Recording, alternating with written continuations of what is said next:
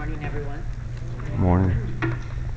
First and foremost, our thoughts continue to be with the victims of yesterday's accident, with those recovering and the individual who tragically lost his life, Christopher Foley. It's a reminder that life is precious and a fragile gift, as all of us are praying for them and for their families, and for all the law enforcement, first responders, and our own colleagues who were equipped to respond quickly at the scene. May we find strength in God's grace as we reflect on this heartbreaking accident. As we heard from President Trump on Tuesday, we've been focused on solutions to get our economy growing again.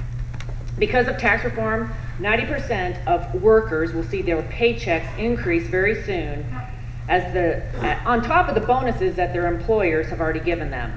An extra $1,000 may be crumbs to some. But just imagine what this means for the families who stress at their kitchen table when the bills are due and they try to figure out how they're going to stretch that last dollar. More money in their pocket every month means relief. It means certainty. And it means the hardworking men and women of this country who have waited way too long for wages to increase will have a reason to dream. These are the faces of tax reform. With more jobs coming back home, people are more optimistic and excited about their chances of finding opportunities to succeed. And that includes people with disabilities because of the expansion of the ABLE accounts in the Tax Cuts and Jobs Act. Of course, we have more work to do to ensure all Americans and their families thrive in a more vibrant economy. And that's why we are all here this week.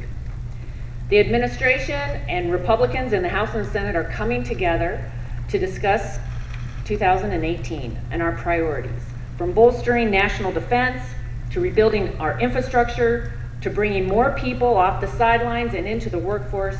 We are encouraging our members to bring forward their policy ideas, to collaborate and find common ground, and to unite for a safe, strong, and proud America. Remember, it was the conference in 2016 that laid the foundation for tax reform. And it shows by coming together, finding that common ground, we can get the big things done. In addition, I'd like to thank my counterpart in the Senate, Senator John Thune, for the chance to work with him, as well as the Congressional Institute, who is hosting us these couple of days and did a large part of the organizing of the conference. We're grateful that the President, the Vice President, and many leaders within the administration will be joining us to be able to participate in those conversations.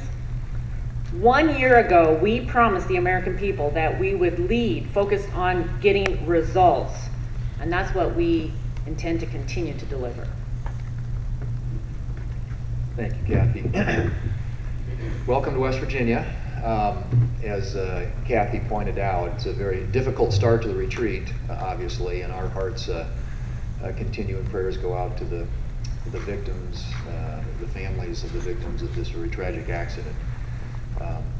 But we are focused on our agenda here at this retreat and looking obviously on what we were able to accomplish last year because we were able to work together.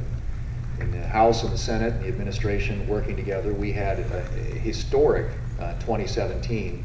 If you think about all that was accomplished, a record number of circuit court judges were confirmed, Supreme Court justice was confirmed, which will shape the courts for decades to come.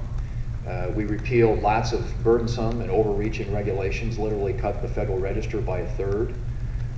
We repealed the core of Obamacare when we got rid of the individual mandate. And of course, as was pointed out, with the historic tax reform, we are now seeing American workers benefit from higher wages, bonuses. Over 3.5 million Americans now, and 250 companies have announced expansion plans, increases in pay, increases in benefits, and bonuses. So already seeing direct benefits from that.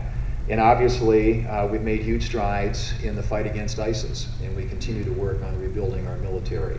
So it was a very historic 2017. It laid a great foundation, we believe, for 2018. We are here to discuss 2018 and what we can do. As you heard from the President's State of the Union speech a couple of nights ago, there's still a lot left on the agenda. But we believe that working together, House, Senate, administration, that this can be a very productive year for the American people. And we think that The lives of the American people benefit when their elected representatives work together in a way that will lead